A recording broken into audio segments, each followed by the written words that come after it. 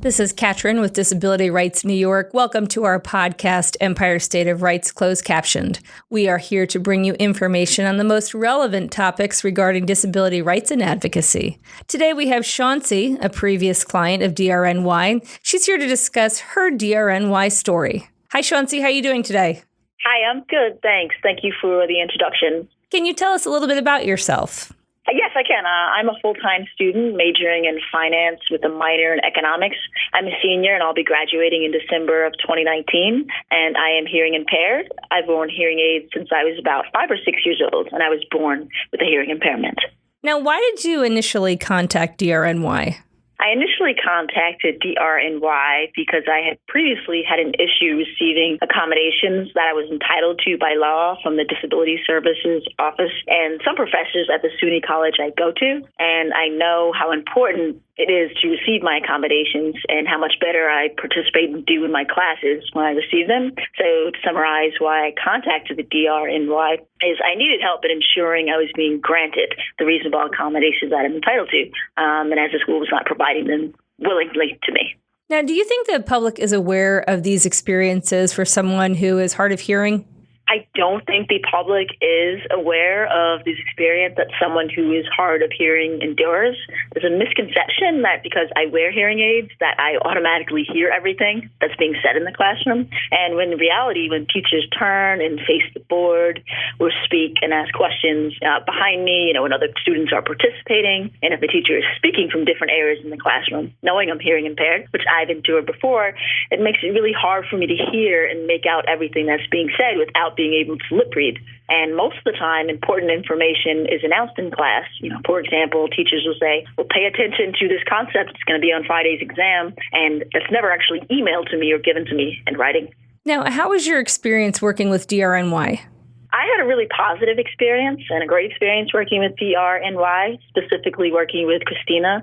From the very beginning of our interactions, I could tell she really cared and wanted to help make my situation better, and that's exactly what she did. She took the time to go through just about every aspect of the areas I needed assistance in gaining the accommodations that I wasn't being provided with, but needed and was entitled to.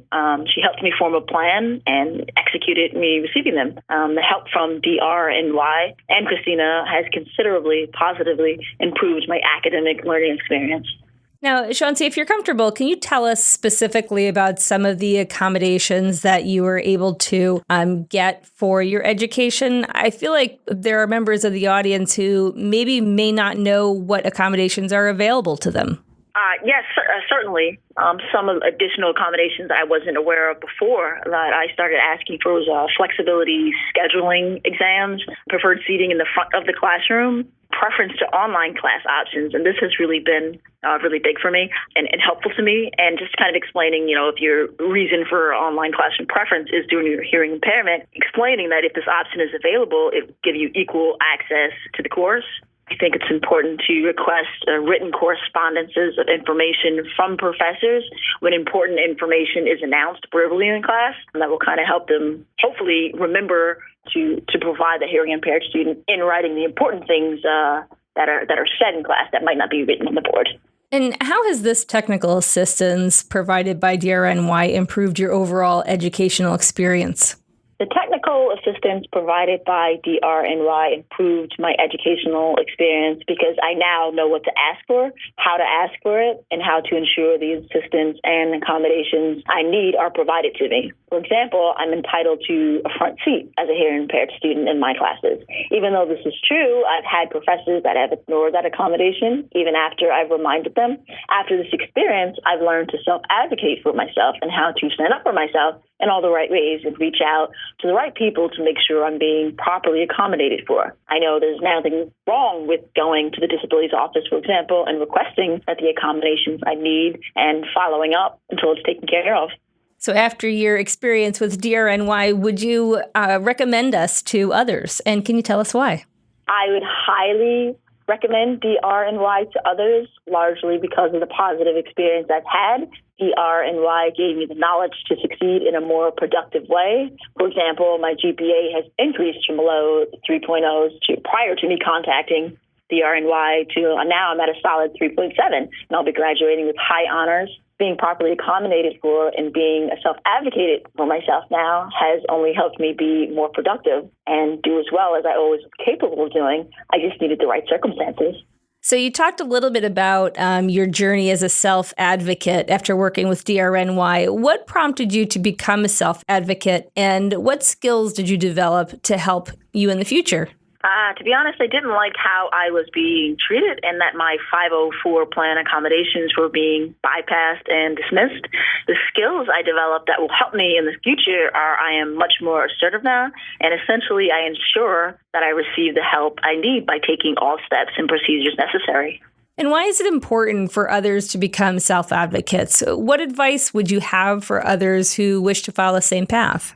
It's important for others to also become self-advocates because at the end of the day, no one's going to care as much as you do about how successful you are. I would tell others that it's so important to speak up for yourself now and in the future, and don't be afraid to be assertive in asking for the things you need and are entitled to, and not to let anyone or anything pressure you into feeling different. You have nothing to lose and lots to gain. Shauncy, thank you so much for your time and sharing your experience with us today. We look forward to speaking to you again. Empire State of Rights Closed Captioned has been brought to you by Disability Rights New York, your source for disability rights and advocacy. If you enjoyed our program, make sure to subscribe, like, and share this post. If there is a subject you would like us to discuss, please email podcast@drny.org or comment below. Tune in next Wednesday, where we'll bring you more information on disability rights in the state of New York. The closed caption version of this podcast is available on our YouTube channel. To listen to more Empire State of Rights Closed Captioned, follow us on iTunes and Spotify.